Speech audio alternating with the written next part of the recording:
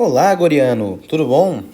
Bom, vamos dar continuidade aqui então no nosso curso expositivo de neuropercepção, dessa vez ainda no sistema nervoso central, dessa vez iniciando o assunto de tronco encefálico.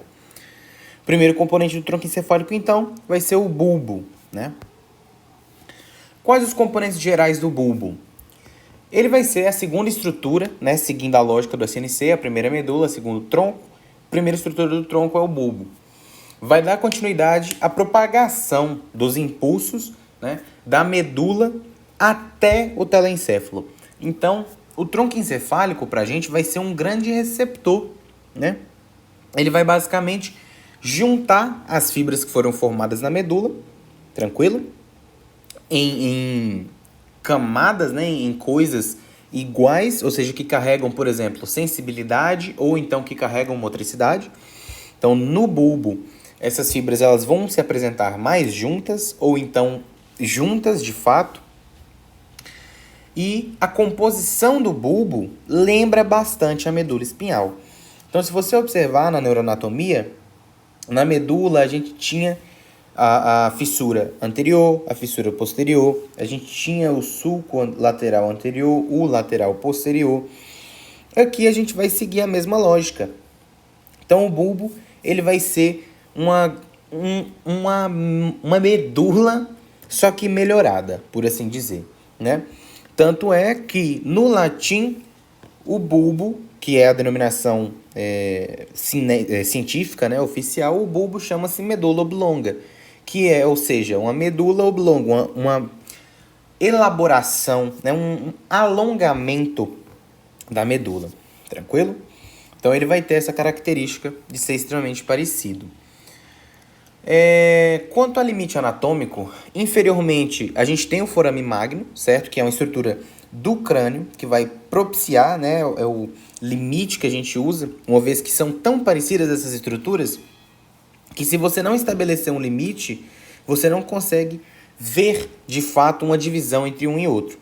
Então, a partir do momento que a gente estabeleceu o forame magno como limite, a gente consegue dizer, né, por A mais B, que aquilo é bulbo se for superior e se for inferior é medula. Tem gente que fala que a decussação das pirâmides ela é uma estrutura que limita o bulbo. Só que isso não é uma informação completamente verdadeira. De fato, ela é uma estrutura bem inferior do bulbo. Porém, se essa decussação das pirâmides acontecer a nível de forame magno, o conceito maior predomina. Então, forame magno para baixo, medula para cima, bulbo. E superiormente ela vai ser delimitada pelo sulco bulbo pontino, certo? Sulco bulbo pontino, então, vai dividir o bulbo da ponte. Então, o bulbo ele está delimitado inferiormente pelo forame magno e superiormente pelo sulco bulbo pontino.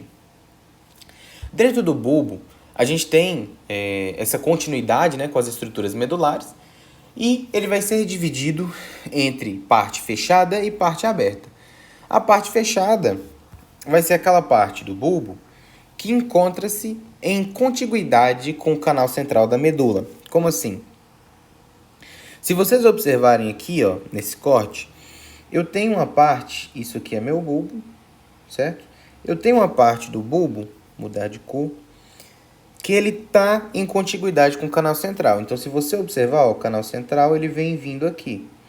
Quando chega nessa parte, ele começa a abrir, né, com as fibras do véu medular inferior, que vai formar essa estrutura ventricular aqui, certo? Denominada de quarto ventrículo. Então, o bulbo ele tem duas partes. Uma parte dele está em contato direto com o quarto ventrículo, e a essa parte a gente denomina parte aberta, e outra que está em contato direto com o canal central da medula, que eu denomino parte fechada, certo? Essa é a diferença. Microscopicamente, no bulbo, a gente vai ter alguns conceitos que é importante que vocês entendam. O primeiro deles é de substância cinzenta própria, certo? Substância cinzenta própria, elas vão ser estruturas que elas vão se repetir, ou seja, como se fosse na medula, Só que dessa vez a gente tem dois tipos, né? Quais os tipos de substância cinzenta própria, ou seja, aquela que é clássica do bulbo? A primeira delas são as olivas, então são essas estruturas aqui, certo? O que são as olivas? As olivas, elas vão ser conglomerados de corpos celulares de neurônios, visto que elas são substâncias que compõem a substância cinzenta própria, né? Então ela está lá localizada na parte lateral do bulbo e vai abrigar um núcleo olivar inferior, que vai ser, de fato, a substância cinzenta própria. Tranquilo? E os outros que vão ser abrigados aqui vão ser os núcleos do fascículo grácil cuneiforme.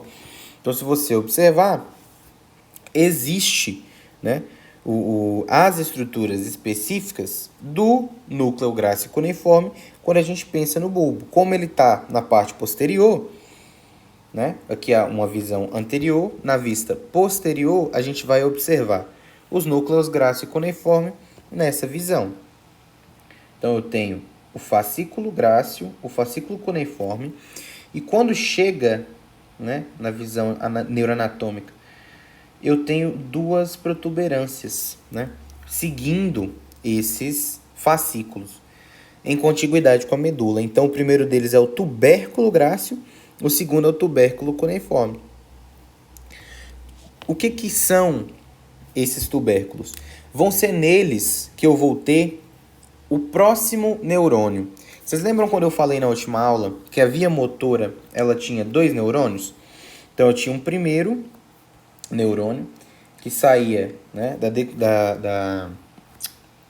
M1, né, da área motora do telencéfalo, finge que isso aqui é um telencéfalo, que desce, decursa, cai para a parte anterior da medula, e isso é o primeiro neurônio ou neurônio motor superior. E depois ele faz sinapse e passa para o nervo espinhal, que é o segundo neurônio,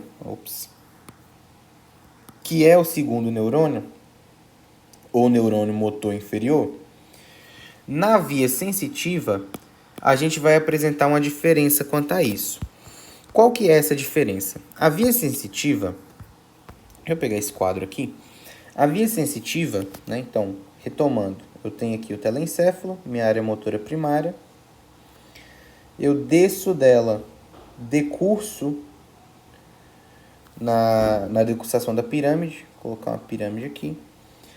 Bato lá na medula, no corno anterior e vou para o nervo espinhal, para inervar um músculo. Isso aqui é o meu segundo neurônio, esse é o meu primeiro neurônio na via motora. Na via sensitiva, isso muda um pouco. Eu vou ter, da mesma forma, o meu telencéfalo, só que dessa vez a minha área somestésica, né, também denominada de S, ou S1. Eu vou ter vai ser contrário, né? Ao passo que aqui eu estava prosseguindo nessa direção, aqui eu vou estar subindo. Então, eu vou vir do meu nervo espinhal, decurso na parte posterior, né, na coluna ou no corno posterior da medula, jogo para o outro lado, né? Tenho lá uma troca, né? Se eu, por exemplo, estiver falando de trato espino-talâmico lateral, né? Joguei para o outro lado da medula, ou seja, cruzei, subi.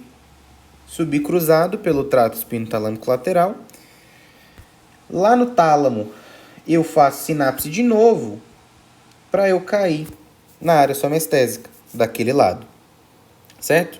Então, note, eu tenho um primeiro neurônio, eu tenho um segundo neurônio e eu tenho um terceiro neurônio, certo? Então, a via motora, de maneira geral, ela é composta por dois neurônios. A via sensitiva, ela geralmente é composta por dois neurônios. Geralmente, né? Porque, por exemplo, as vias cerebelares, apesar de elas serem sensitivas, elas normalmente têm dois neurônios também, certo? Então, conceitos básicos acerca disso. O que é esse núcleo, então?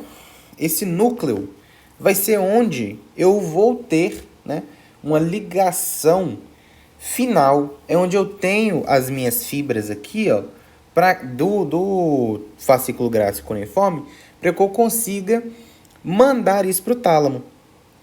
Lembram lá que quando eu falei aqui que essa estrutura, que é o espino talâmico lateral, ele faz a primeira sinapse dele lá na região da medula, ou seja, logo quando ele chega na medula, ele faz sinapse e cruza. Se eu estivesse falando do fascículo grácil cuneiforme, ele é uma estrutura que vai descruzada, né? Ele não cruza aqui.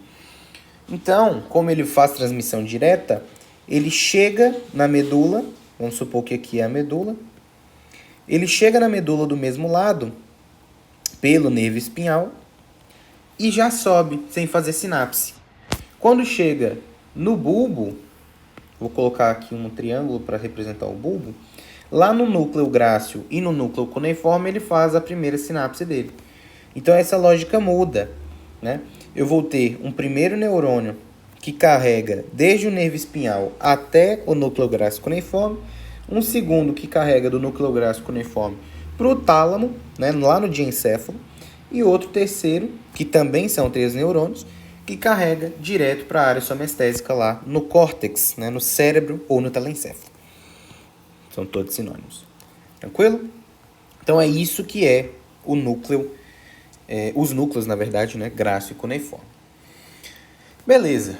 Então eu tenho essas duas estruturas que se comportam como substância cinzenta própria, ou seja, é algo que é do bulbo, não parece, né, com nenhuma outra coisa. Tranquilo? A outra, né, o outro que eu tenho que ter noção é a substância cinzenta homóloga. O que é a substância cinzenta homóloga? A substância cinzenta homóloga, gente, ela vai vir, né, ela vai surgir em virtude da decussação dessas duas estruturas, que é a pirâmide e o leminisco, certo? Como assim? Vocês vão pensar comigo que na medula, né, quando eu tinha lá a minha medula, dela eu tinha uma substância cinzenta no meio, não é mesmo? E eu vou representar aqui de azul uma substância cinzenta no meio, e por volta eu tinha substância branca, certo? O que acontece? Eu, da medula, vou tirar meus nervos espinhais, certo? Meus pares de nervos espinhais.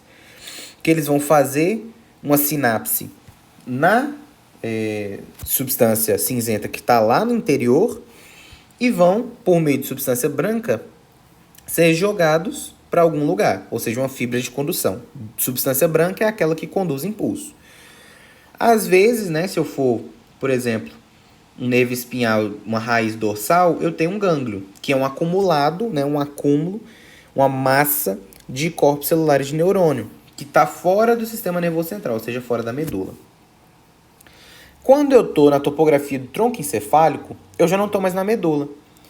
E quem é o sistema nervoso periférico do bulbo, do mesencéfalo e da ponte são os nervos cranianos, certo? Então, o que é uma substância cinzenta do tronco encefálico que faz conexão com a SNP? É a substância cinzenta homóloga. Se você parar para analisar, o nome substância cinzenta homóloga tem um complemento, a da medula. Então, é a substância cinzenta que está no tronco encefálico, certo? Porém que faz a mesma função da medula. Ou seja, é aquela substância cinzenta que conecta o SNC com o sistema nervoso periférico, certo? Com os nervos cranianos, como a gente está falando de tronco. Otávio, todo nervo craniano vai ter origem no tronco? Quase todos, certo? Os únicos que não têm origem no tronco é o primeiro e o segundo, olfatório e óptico, tranquilo? Os únicos dois que não têm origem no tronco. Todos os demais pares, né, do terceiro ao 12º, ou seja, 10 nervos, têm origem no tronco encefálico, certo? Então, todos esses, né, todas as substâncias cinzentas homólogas que eu falar a partir de agora, que é um conceito importante, eu vou estar me referindo a núcleo de nervo craniano.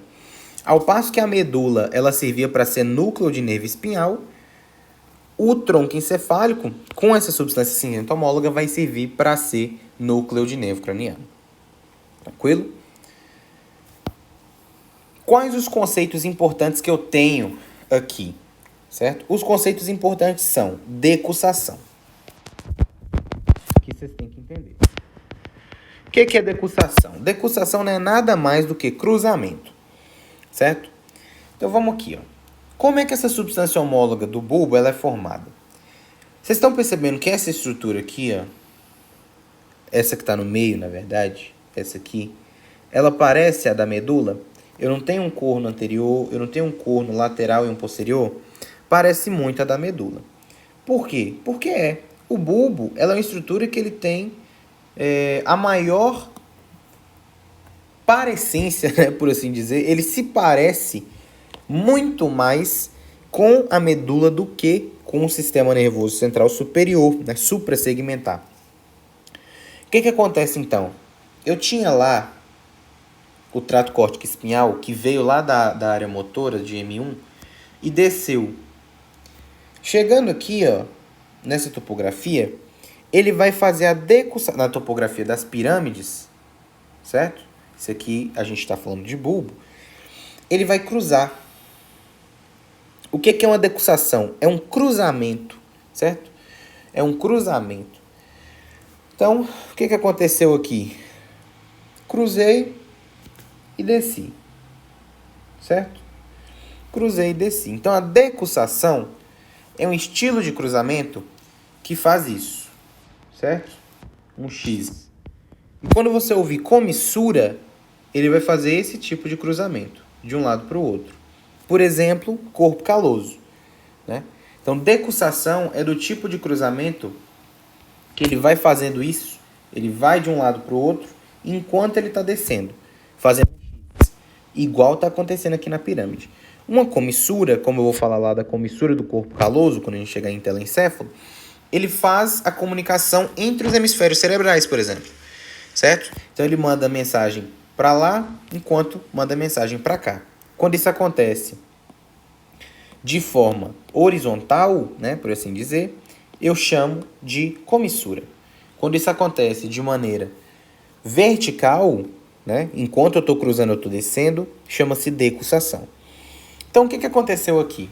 Decussei, o que eu fiz? Eu quebrei, eu cortei uma parte dos meus corpos celulares de neurônios que estavam no bulbo.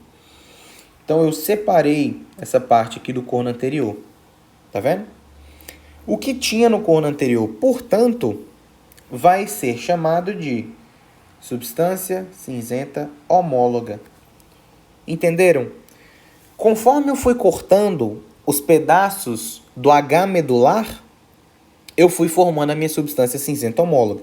A partir da decussação das pirâmides, que é isso que eu acabei de demonstrar aqui para vocês, e através desse segundo conceito, que é a decussação dos leminiscos. Tranquilo? Note que é uma via ascendente. Então, eu vim vindo lá no fascículo grácil, fiz sinapse na coluna posterior, lá no núcleo grácil, tá vendo aqui? Emiti essas fibras arqueadas, que nada mais, nada menos são do que a decussação. Deixa eu fazer bonitinho aqui, ó. Isso é a decussação, tá vendo? Decussação dos leminiscos. Então, por que leminisco? Porque é a estrutura que vai ser formada posteriormente.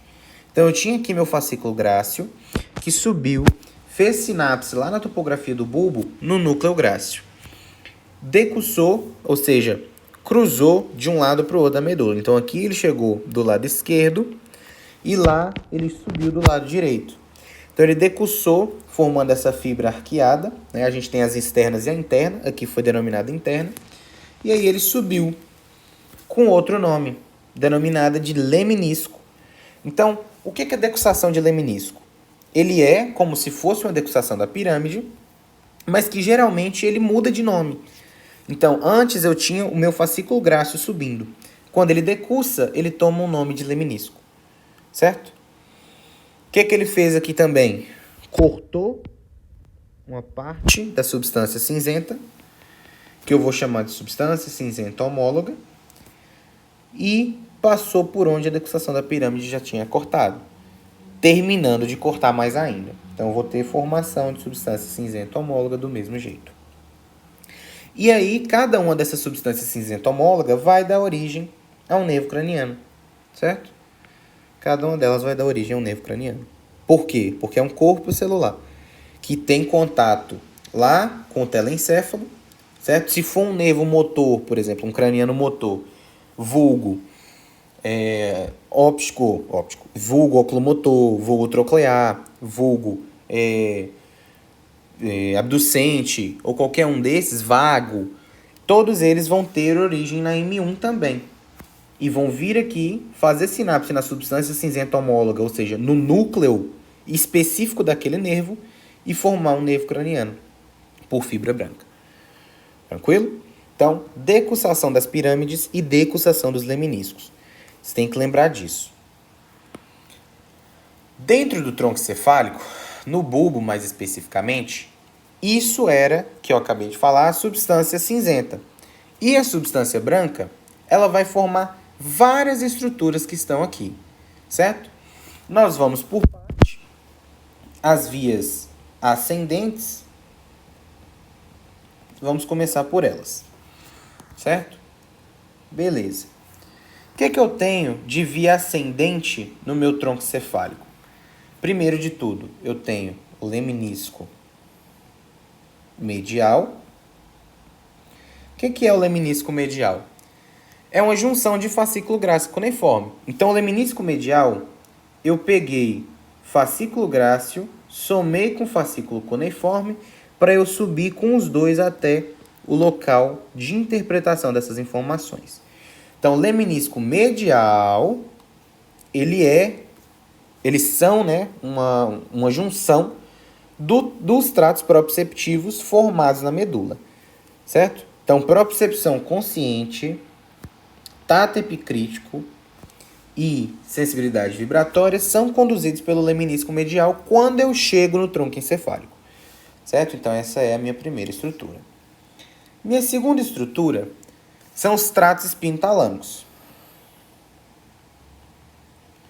Os tratos espinotalâmicos, tanto o lateral quanto o anterior, vão estar passando nessa topografia também, sem fazer leminisco no bulbo, certo? Enquanto eu estou no bulbo, ele não faz leminisco.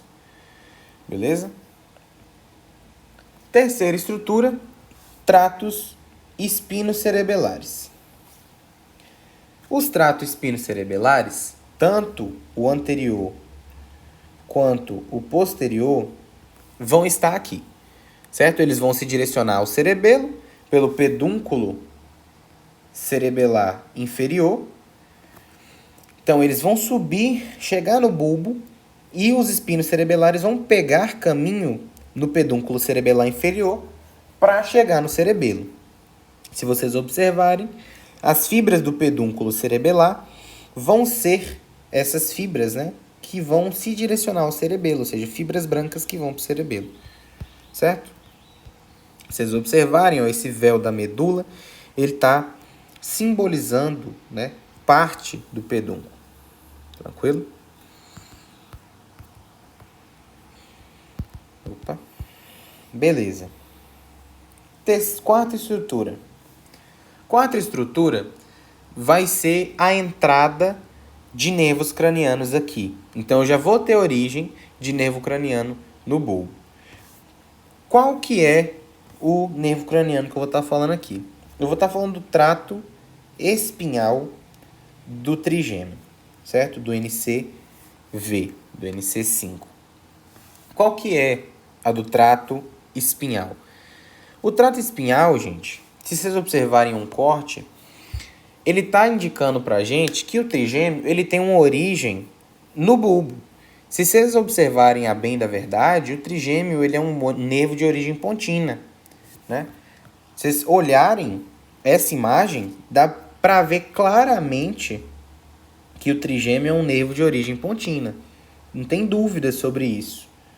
Só que, quando eu estou falando de núcleo de nervo, né, e de trato, eu vou ter uma das origens do trigêmeo no bulbo, que é uma estrutura que se parece com a espinha, com a coluna, com a medula, certo? Então virou o nome, trato espinhal do trigêmeo. Eles vão levar as informações trigeminais até o núcleo. Então, quando eu faço, por exemplo, a recepção de informação, né, quando eu tenho lá a face do indivíduo, vou desenhar aqui uma face. Quando eu tenho informação, por exemplo, dessa parte, né, da parte inferior, de tato, sensibilidade vibratória, de sensibilidade térmica e dolorosa, o trigêmeo que vai captar isso, através do trato espinhal do trigêmeo, que faz um núcleo no bulbo, sinapse e manda direto para o núcleo do trigêmeo, para que ele seja interpretado lá no córtex, certo? Então, trato espinhal do trigêmeo. E o quinto e último, ascendente, é o trato solitário. Qual que é do trato solitário? O trato solitário, gente, ele vai fazer a integração nervosa de muitos nervos. Ele vai conectar o facial, ele vai conectar o glossofaríngeo e ele vai conectar o vago. Então, o trato solitário, ele, obviamente que na parte sensitiva, ele vai pegar a sensibilidade que todos esses nervos conseguem e carregar todos para um núcleo só. Depois subir com ele para a área somestésica. Por quê? Se você observar, a sensibilidade que esses nervos vão ter são todos de um mesmo lugar. É de palato, é de faringe, é uma sensibilidade de parte nasal, né? É uma sensibilidade, no caso do facial, né, de gustação. Então, todos eles estão carregando um mesmo tipo, né? Por exemplo, se você parar para pensar, a gustação ela é feita justamente por esses três nervos. Então, nada mais justo que eu pegar a sensibilidade deles e jogar para um trato só, já que é como se fosse uma mesma informação, certo? Então, eu tenho essas 5 estruturas de sensibilidade, né? Ou seja, de vias ascendentes dentro do bulbo, certo? As vias denominadas descendentes, ou seja, vias motoras, elas vão ter 4 estruturas interessantes. O primeiro deles é denominado de sistema lateral. O que é sistema lateral? Ele vai compreender 2 dos tratos que a gente tinha visto em medula. E esses tratos são córtico espinhal lateral, que conduz motricidade voluntária de musculatura pendicular, e trato rubro-espinhal, que também carrega motricidade voluntária de musculatura pendicular, certo? Então, ambos eles vão ser o que a gente chama de via piramidal. Por que via piramidal? São esses 2 tratos que realizam cruzamento nas pirâmides. Então, são eles que fazem a decusação. Córtico espinhal lateral e rubro espinhal. Eles 2 são os únicos que cruzam na pirâmide. Ambos são tratos descendentes, ou seja, ambos são tratos motores. Ambos fazem motricidade voluntária de musculatura pendicular. Certo? Então, esses 2, eles vão ser, né, o que a gente chama de sistema lateral ou via piramidal. Nós temos também o sistema medial. Quem é o sistema medial? Ele vai compreender outros tratos, que é o córtico espinhal anterior, o trato teto espinhal, também descendente, também carrega motricidade, e o tato vestíbulo espinhal. Todos esses 3 também vão carregar algum tipo de motricidade, seja ela, no caso do teto espinhal e do vestíbulo espinhal, de tônus, por exemplo, ou seja, uma motricidade involuntária, que vai realizar a contração de músculos, né? Sem que a via piramidal precise agir, ou seja, sem eu precisar pensar. Então, eu carrego uma motricidade que vai manter a contração do músculo, né, algum nível de contração. O anterior, ele tem motricidade voluntária de musculatura axial, certo? Então, ele também está incluso no sistema medial. O próximo é o trato córtico-nuclear. O córtico-nuclear, gente, é um trato descendente, ou seja, é motor, só que dessa vez ele é córtico-nuclear. Então ele conecta córtico, M1, com núcleos de nervos cranianos. Então ele nada mais é do que um córtico espinhal lateral do tronco encefálico, que liga ao SNP, que são os nervos cranianos, só que dessa vez no tronco encefálico, certo? Então o córtico nuclear, ele está ligado à motricidade voluntária, né, de nervos cranianos. Então tudo que você pensar de nervo craniano motor, oculomotor, o vago, facial, certo? Todos os que você conseguir pensar de motor é inervado, ou seja, tem algum nível, né, de sinapse no corpo, nos corpos celulares dos neurônios lá no córtico nuclear, certo? Que é um trato bulbar, ou seja, que ele tem sua origem no bulbo, que conecta. Ah, Otávio, como assim? Não entendi. Vamos supor, né, que eu tinha lá uma via, né, saindo lá da área M1 que bateu lá no córtico nuclear. O córtico nuclear, ele vai fazer a distribuição para os núcleos de nervos cranianos. Então vamos supor que saiu a mesma fibra e desceu, né, até o bulbo e fez a divisão, por exemplo, para o núcleo do sétimo, que é o facial. O facial, então, vai emitir seus ramos lá para a face, né, na musculatura mímica, e realizar a contração dele. Por quê? Porque o meu trato córtico-nuclear me permitiu pegar um impulso da área motora e jogar para o núcleo do nervo específico, que no caso é o facial. Isso acontece com o vago, isso acontece com o hipoglosso, certo? Tudo que é motor, todo nervo que é motor e que tem, por exemplo, origem no bulbo, esses nervos vão, né, ser responsáveis pela ativação lá no córtico nuclear, certo? Então, eu tenho o córtico nuclear no tronco encefálico todo. Beleza? E a última estrutura, que gerou uma confusão na cabeça suas no último módulo, que é o fascículo longitudinal medial. Gente, o fascículo longitudinal medial, ele é como se fosse... Vou até adicionar aqui. O fascículo longitudinal medial, ele é como se fosse o meu trato córtico-nuclear. Só que dessa vez, eu vou estar agregando a informação que eu já tinha, certo? Ele conecta os neurônios motores do tronco cefálico, então, nervos cranianos motores, certo? Sétimo, 12º, 11º, certo? O que acontece então? Vou fazer aqui para vocês um esboço. Vamos supor que eu tenho M1 no telencéfalo, certo? M1 no telencéfalo. Ela vai emitir uma fibra que chega na topografia do bulbo no trato córtico nuclear.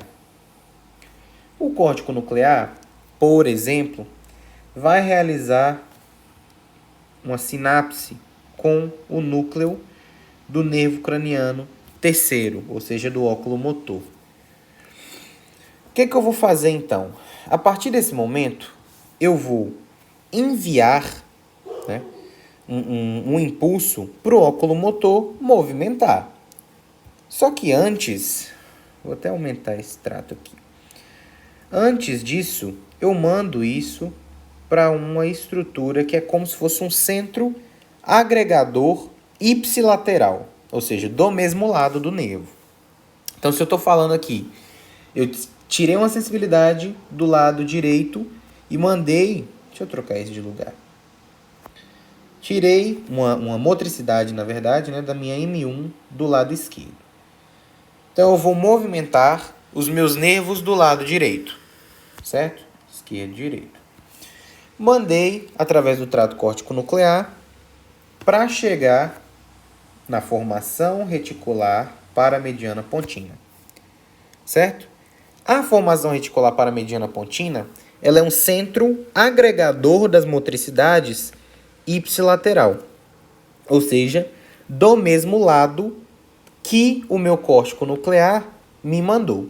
Então, o meu córtico nuclear direito recebeu as informações da minha área motora e mandou para a minha formação reticular paramediana pontina do lado direito também, certo?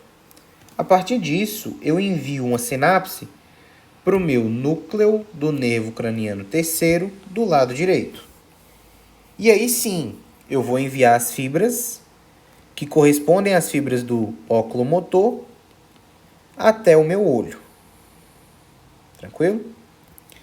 Isso que aconteceu aqui.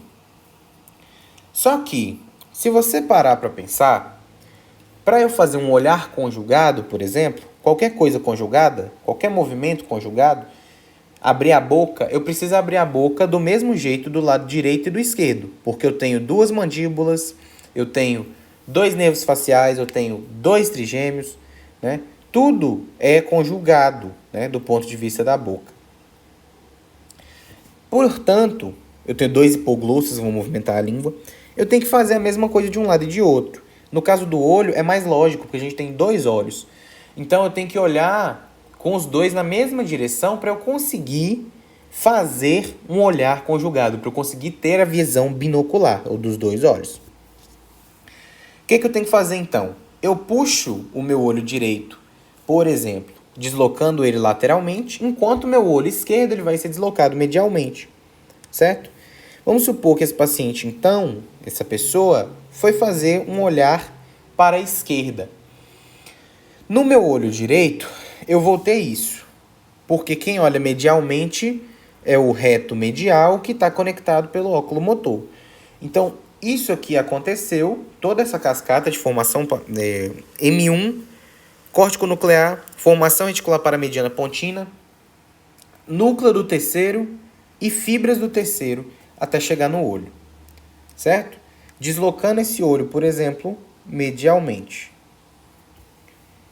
Agora, eu vou ter a formação reticular paramediana pontina emitindo um ramo, que esse ramo vai conectar o núcleo do nervo craniano sexto, que é o abducente. O abducente, portanto, vai emitir suas fibras de abducente, que vai conectar no olho do lado esquerdo e vai fazer o movimento de olhar lateralmente, casando o olhar conjugado, certo? Então, M1, córtico nuclear, formação reticular paramediana pontina, núcleo do terceiro, fibras do terceiro, conectando no órgão efetor. Da formação paramediana pontina, eu vou jogar para o núcleo do sexto, só que eu vou ter outra estrutura, que é o centro integrador contralateral.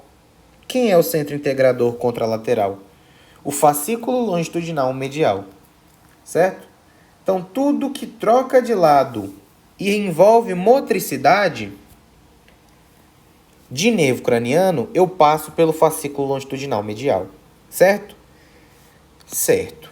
Lesei meu fascículo. Deixa eu mudar de cor que essa não tá boa não. Vou botar laranja. Lesei meu fascículo. Vou perder, então, a ativação do meu nervo craniano sexto e eu faço um olhar não conjugado, certo? Perdi formação reticular paramediana pontina. Não consigo nem iniciar o olhar com o olho primário, nem com o olho normal eu consigo olhar. Então, eu perco o olhar conjugado, ou seja, eu perco a capacidade de olhar para qualquer coisa, né, com qualquer olho. Beleza? Só que normalmente a gente cobra lesão de fascículo longitudinal medial, certo? Lembrem disso com a vida de vocês, beleza? Então esse é um resumo das fibras brancas que a gente tem dentro, né, do conceito de fibras brancas, fibras que carregam impulso, dividindo em fibras ascendentes e fibras descendentes, ou seja, sensitivas e motoras. Beleza? Depois disso, eu vou ter formação reticular. Gente, o que é formação reticular? Formação reticular é tudo aquilo que constitui o tecido, certo? E que preenche todo o espaço que não é recoberto por tratos, certo? Então, onde eu não tenho trato, eu tenho formação reticular. Então, ó, observe essa imagem extremamente didática do bulbo. Eu tenho estruturas que vão estar passando aqui, que é um trato, 2 tratos, 3 tratos, 4 tratos. Tenho o princípio da decussação. Então, tudo que está sendo ocupado, tudo que não está sendo ocupado, ou seja, aqui, é uma formação reticular. E nessa formação reticular, eu tenho a divisão, né, para regulação de função básica. Isso, obviamente, falando de bulbo. Toda formação reticular do tronco encefálico ela tem uma função. E essa formação reticular do bulbo tem a função de regular as funções básicas do seu corpo, ou seja, respirar, coração bater, fazer reflexo com coisas que podem te matar, certo? Por exemplo, veneno. Veneno é uma coisa amarga. Você põe na boca, você percebeu lá com seu facial, glossofaríngeo e vago, você reflexo de vômito e põe para fora. Quem faz isso é o bulbo. Lá eu tenho 3 partes importantes para a regulação. O primeiro deles é o centro vasomotor, que vai dentro da formação reticular, certo? Centro vasomotor. O centro vasomotor, ele vai realizar vasoconstrição e vasodilatação e além de regulação de frequência cardíaca, certo? Caso eu precise, obviamente. Obviamente, se eu lesar o bulbo e eu lesar o centro vasomotor, é incompatível à vida. Não tem como eu viver sem a possibilidade de controlar a minha pressão, certo? Centro respiratório, que vai realizar regular a taxa de hematose, ou seja, ela vai regular a relação ventilação-perfusão, certo? Juntamente com o vasomotor, que eu posso fazer vasoconstrição no pulmão para aumentar, né, a minha relação ventilação-perfusão, aumenta a quantidade de hematose que é feita, tranquilo? Então, eu regulo a minha frequência respiratória com o centro respiratório. E, por último, eu tenho o centro do vômito no bulbo. Então, se é alguma coisa que pode me matar, ou então eu pego uma espátula e passo lá na orofaringe do paciente, ele vai ter o reflexo de vômito.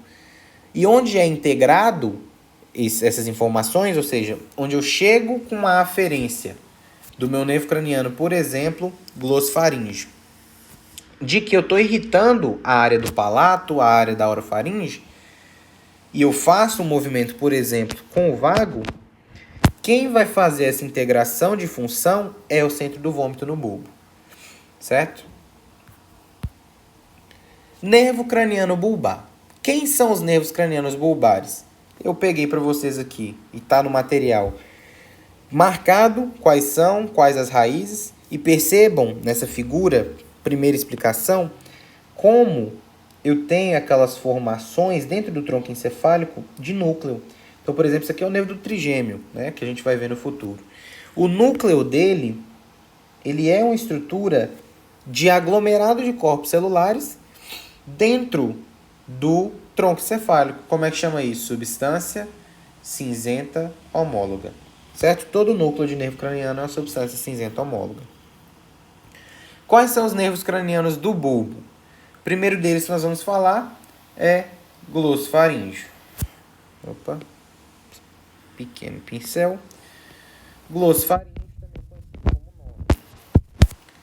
O nono, gente, ele vai fazer a inervação sensitiva de faringe, úvula e um terço posterior da língua, inervando para paladar. Então, ele tem uma parte sensitiva, certo? Ele faz a inervação de músculo constritor superior da faringe, estilo faríngeo e outros músculos da faringe. Então, ele tem uma raiz, ou seja, uma motricidade. Então, motor envolvendo a região cervical, né, mais interna. Então, faringe. E correlacionando isso aí, né, a gente entende que, por exemplo, uma lesão de glossofaríngeo me faz perder a sensibilidade na língua para gosto, né? E eu também perco a inervação de faringe e úvula. Quem faz a inervação de faringe e úvula é o glossofaríngeo. E quem percebe, por exemplo, no reflexo de vômito, quando eu pego uma espátula, né, aquele afastador de língua de madeira, e coloco na boca do paciente, vou lá na orofaringe dele, cutuco, quem faz a inervação da faringe naquela topografia é o glossofaríngeo. Então, ele vai ser a via aferente do reflexo de vômito, certo? Perdi, então, lesei, tive um tumor, um traumatismo crânioencefálico, que lesei o meu nervo craniano nono, eu perco o reflexo de vômito, juntamente com o sintoma de hipogeusia. Tranquilo? Por quê? Porque ele faz a inervação de paladar. Beleza? Nervo vago. Nervo vago, ele é o acompanhante primário do glossofaríngeo. Certo? O que o nervo vago faz? Ele tem 3 raízes. A primeira dele é a raiz sensitiva, que faz a inervação de faringe, laringe, traqueia e esôfago. Então, toda essa área cervical, quando eu falo de órgão interno, né, faringe, laringe, traqueia e esôfago, ou seja, via respiratória e via gustativa, né, quando eu como alguma coisa ou quando eu respiro, quem faz a inervação sensitiva disso é o vago. Na raiz motora, eu vou dar a inervação dos músculos da faringe e laringe. Se você perceber, quem tem na laringe são os músculos, né, cricofaríngeos, os músculos das cordas vocais. Então, o vago, através dos ramos laríngeo recorrentes dele, é responsável por movimentar as cordas vocais. Ou seja, eu só consigo falar porque o vago está íntegro. Tranquilo? E, por fim, eu tenho uma raiz autonômica, cujo objetivo é levar a conexão do sistema nervoso simpático-parasimpático, né, geralmente parasimpático, mas também podendo ter, né, a possibilidade de fazer tudo que é taquicardia, etc. Então, eu tenho inervação no componente simpático que vai para a víscera torácica abdominal, certo? Então, víscera torácica, quem tem no tórax? Coração e pulmão. Quem tem no abdômen? Intestino, estômago e outros, né? Baço, etc. Quem faz a inervação desses componentes, sobretudo de intestino e coração? O vago, certo? O nervo craniano décimo. Beleza. Pensando dessa forma, quando eu tenho uma lesão de vago, Primeiro de tudo, eu vou perder a sensibilidade naquela região, certo? Mas como não é a via aferente para o reflexo de vômito, eu não tenho perda do reflexo de vômito, certo? Na via aferente.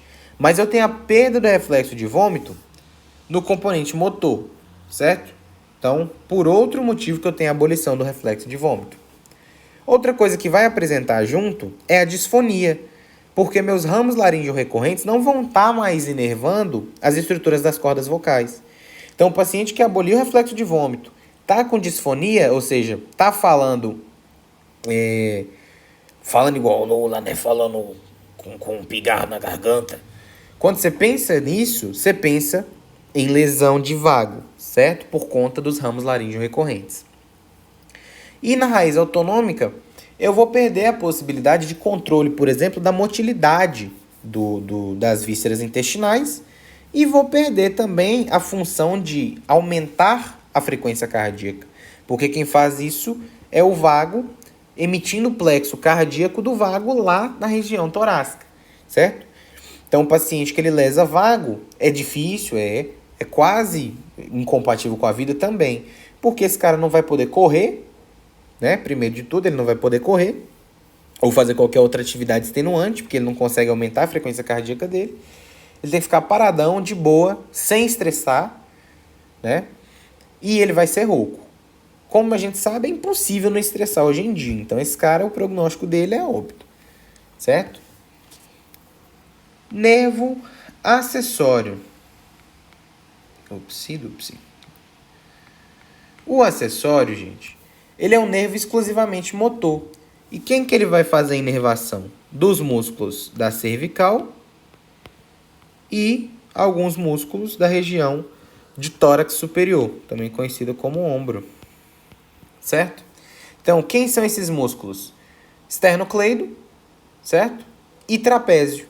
A maioria desses músculos vão ser resumidas em trapézio e esternocleidomastoide, certo? Como é que eu testo, por exemplo, função de acessório?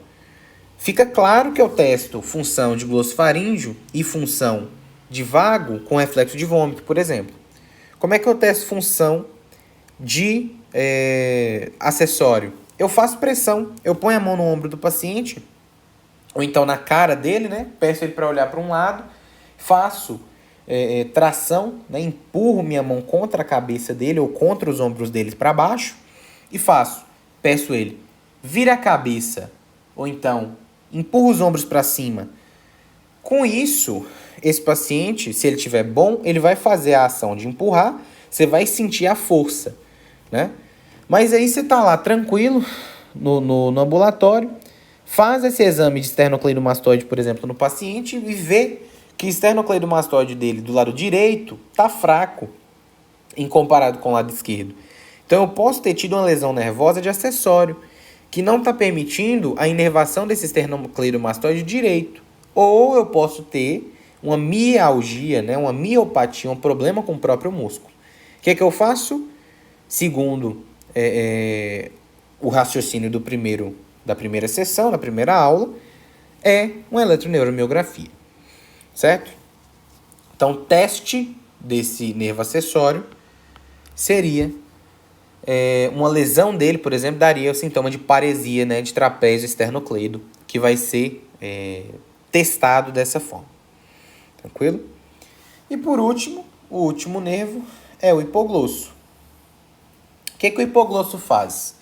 Ele é também um nervo exclusivamente motor, que o nome dele já diz, glosso, né? Então ele vai controlar a musculatura externa, né, ou extrínseca da língua. Tudo que envolve língua, então, né, no plano tridimensional, ou seja, movimentá-la, é realizado pelo nervo hipoglosso. Então, levar para cima, o movimento rotatório, né, circular que eu faço quando eu como, quem faz é o hipoglosso. Quando eu leso, portanto, esse hipoglosso, eu perco essa motilidade. Então, clinicamente, eu vou testar esse hipoglosso pedindo o cara para fazer uma protusão de língua, bota a língua para fora, bota a língua para frente.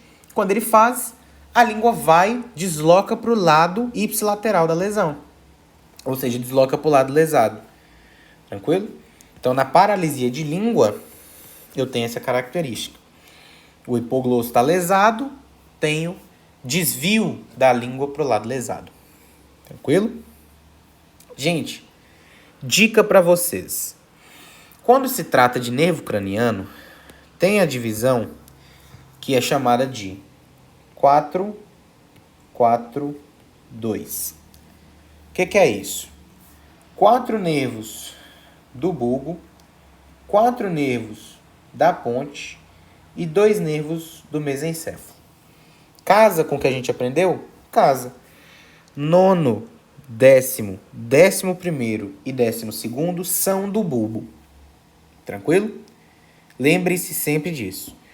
Nono, décimo, 11º e 12º do bulbo. Os primeiros 4 são do bulbo. E quando chegar lá em ponte, eu vou falar de novo que os próximos 4 são da ponte. Quando chegar no mesencéfalo, eu vou falar os próximos 2 são do mesencéfalo. Tranquilo? Então, de baixo para cima. 4, 4, 2. 12º, 11º, 10º e 9º são do bulbo. Tranquilo? Clínica. Gente, aqui eu tenho que explicar para vocês uma coisa que vocês vão levar para o resto de tronco, certo? Uma lesão de tronco, ele gera para a gente uma síndrome alterna. O que é uma síndrome alterna? Síndrome alterna, gente, é um sintoma ou um conjunto de sinais e sintomas que se apresentam de maneira diferente na cabeça e no corpo. Por exemplo, na cabeça, esse sintoma fala pra gente, se apresenta do lado direito. E no corpo, eu tenho a apresentação desse sintoma do lado esquerdo. O que é que vocês têm que pensar? Tudo que está no sistema nervoso periférico da cabeça são os nervos cranianos. Tudo que está no sistema nervoso periférico do tronco são os nervos espinhais. Tudo que é função das vias que têm origem na espinha, ou seja, na medula, elas cruzam em algum momento. E a maioria dela cruza quando chega no bulbo, certo? Então, os sintomas, por exemplo, perda de força, que vai ser uma lesão de córtex espinhal, ele vai se apresentar no corpo de um lado, na cabeça do lado contrário. Então, vamos supor que o paciente chegou lá com desvio da hemilíngua para o lado direito, certo? Beleza. Perda de reflexo de vômito à direita, beleza. Perda de força do lado esquerdo, no corpo, no hemicorpo esquerdo. Show! O que eu tenho então? Eu tenho uma síndrome alterna, porque eu tenho sintomas na cabeça de um lado e no corpo de outro. O que é uma apresentação de sintoma incompleto? É exatamente isso que eu falei com vocês. Eu tenho o corpo acometido do lado ipsilateral e do lado contralateral e da cabeça com sintoma ipsilateral. Por que ipsilateral? Gente, o nervo craniano não cruza. Tudo que é sintoma de nervo craniano é ipsilateral. Não consigo movimentar a musculatura mímica do lado direito. Lesão de facial direito. Não consigo fazer protusão de língua, ela desvia para o lado esquerdo. Lesão de hipoglosso esquerdo. Não consigo levantar meu ombro do lado direito. Lesão de acessório direito. Tudo é do lado direito. Certo? Tudo é do lado direito. Não consigo enxergar. Lesão de óptico direito. Beleza? Lembrem disso sempre. Tranquilo? Todo nervo craniano é ipsilateral. O que me fala então? Eu tenho um problema cujo sintoma da cabeça me diz o local da lesão. Então, se eu tenho algum sintoma na cabeça, perda de força, perda de sensibilidade, perda de função, a lesão está daquele lado. Então, se o paciente está com desvio da hemilíngua para o lado direito, eu lesei o hipoglosso direito. De que lado está a lesão? Do lado direito. Certo? O sintoma de nervo craniano dita a topografia da lesão. Que lesão, Otávio? Pode ser lesão de neoplasia, pode ser traumatismo, pode ser qualquer inferno, mas a lesão está daquele lado. Tranquilo? Déficit proporcionado. O que é proporcionado? Proporcionado é aquilo que lasca tudo. Certo? Não tem predileção. Então, por exemplo, o cara que tem uma lesão do tipo proporcionada, ele chegou, né, arbitrariamente, bateu de moto e teve uma lesão de tronco encefálico, que ele teve paralisia do hemicorpo direito. Ele consegue mexer a mão? Não consegue. Tem algum tipo de movimento no pé? Não consegue. Se ele perdeu a mão e o pé igual, se ele consegue fazer algum movimento com a mão, não é proporcionada. Agora, se por algum motivo eu tenho uma síndrome proporcionada, ou seja, eu perco minha motricidade, por exemplo, na mão, no braço, no tronco, igual, não consigo mexer nada, é uma síndrome de caráter proporcionado. Se eu junto um sintoma que ele é incompleto, ou seja, na cabeça é de uma forma, de um lado, e do corpo é de outro, junto com um déficit proporcionado, ou seja, perco o meu corpo inteiro de um lado, por exemplo, eu tenho uma síndrome denominada alterna, certo? Característica, só aparece síndrome alterna quando eu leso o tronco encefálico. Qualquer coisa que você vê define que o sintoma é incompleto e proporcionado, eu penso em síndrome alterna, eu penso em lesão de tronco. Beleza? Sempre façam esse raciocínio. Qual que é a primeira clínica que a gente vai ver? Síndrome de Wallenberg. O que eu perco no Wallenberg? Eu vou ter uma lesão da porção lateral do bulbo, certo? Eu fiz aqui para vocês um esquema de lesão. Então, por exemplo, veio um cara e bateu com um taco de beisebol na cabeça minha aqui.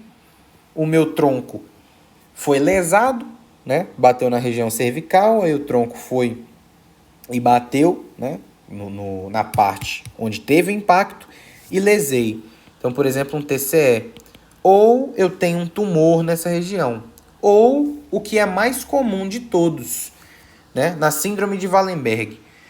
Ao contrário das outras, que pode ser várias etiologias, a mais comum é o AVE do tipo isquêmico, ou seja, ocorre isquemia dessa região por conta de trombose de uma artéria que chama PAICA, certo? Que é a artéria cerebelar posterior inferior. Quando eu tenho a trombose dessa artéria, eu vou perder essa parte, que está demarcada de laranja para vocês, do bulbo. E aí eu vou ter uma síndrome de Wallenberg. Se vocês observarem, tudo que eu marquei é o que está lesando. Então, eu tenho uma lesão de núcleo espinhal do trigêmeo, eu tenho uma lesão das fibras do meu glossofaríngeo, eu tenho uma lesão de trato espinhal do trigêmeo, que eu já falei, né? Mas eu tenho uma lesão de fibras do décimo, eu tenho uma lesão do espino talâmico lateral e eu tenho perda de SNA simpático. O que dá em virtude disso? Lesei trato espinhal do trigêmeo. Anestesia na hemiface do mesmo lado. O sintoma de nervo craniano não é ipsilateral? Pois é. Anestesia na hemiface ipsilateral. Lesei glossofaríngeo. Abolição do reflexo de vômito ipsilateral. Lesei vago, parestesia ou paresia do palato ipsilateral, com abolição do reflexo de vômito consequente.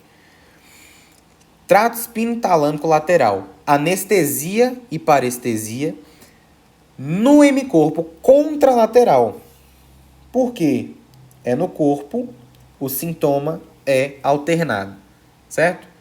Fibra do SNA simpático. Toda lesão de SNA simpático gera uma síndrome, ou seja, um conjunto de sinais e sintomas denominado Horner.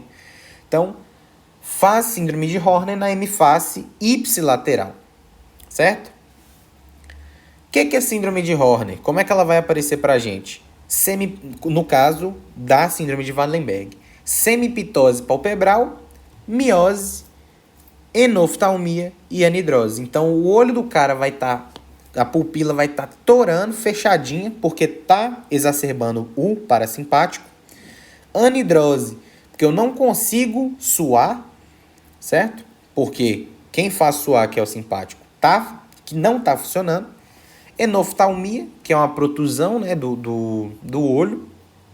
E semiptose palpebral. Por quê? Tem um músculo denominado músculo de Miller ou tarsal, que ele está lá no olho. A pálpebra tem o levantador da pálpebra, certo? Que é inervado pelo óculo motor. Mas eu tenho um músculo que ele é tipo uma trava, certo? Tipo uma trava. Que ele trava o olho, por exemplo, quando a gente fica com o olho meio aberto e meio fechado, certo? Por que é semiptose?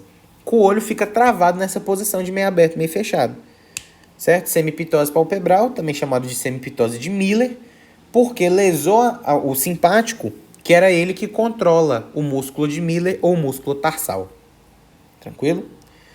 Então, todos esses sinais e sintomas em conjunto, eu penso em síndrome de Wallenberg. Tranquilo? É uma síndrome do tipo bulbar. Outra clássica é a síndrome de Dejerine. Dejerine, não confundir com Dejerine-Roussy, viu? Dejerine-Roussy é uma síndrome diencefálica, outro negócio. Tem um acometimento da porção medial do bulbo. Então, o que é que eu vou lesar nesse tipo de lesão, nessa síndrome de Dejerine? Geralmente, ela também é fruto de um AVE do tipo isquêmico, tranquilo? E ela vai vir em virtude de lesão de núcleo e fibras, né, do facial, certo?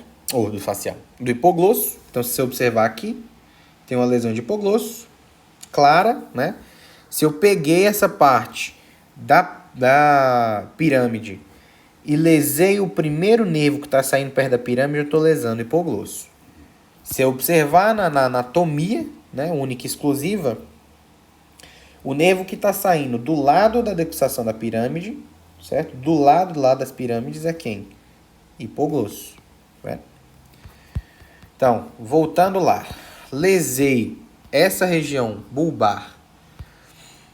Tenho problemas alternos, porque é uma síndrome de tronco. O que eu tenho quando eu leso o hipoglosso? Paresia da hemilíngua ipsilateral, com desvio de língua para o mesmo lado, certo? Leso a pirâmide, então eu vou ter perda da força no hemicorpo contralateral, ou seja, hemiparesia, perco metade do corpo do lado contralateral. Isso aqui está inervando corpo, isso aqui está inervando craniano, certo? E o leminisco, perco também o leminisco medial. Quem que é o leminisco medial? Vou perder fascículo grácil cuneiforme. Então eu vou ter perda do tato epicrítico, sensibilidade vibratória, propriocepção consciente no hemicorpo contralateral. Por quê? Eu lesei depois de cruzar, certo? Então tem uma síndrome alterna porque eu tenho um sintoma craniano de um lado, síndrome no corpo de outro lado. Síndrome alterna me diz suspeita de lesão de bulbo ou lesão de tronco. Nesse caso, como o nervo craniano lesado é o 12º ou o 9º e 10º, o nervo craniano me dá a lesão, o local de lesão. Se eu lesei 9º, 10º, 11º, 12º, eu tenho uma típica lesão alterna, né, de origem bulbar. Por quê? Os nervos cranianos têm origem bulbar. Tranquilo? Pessoal, foi essa aula. Espero ter ajudado vocês.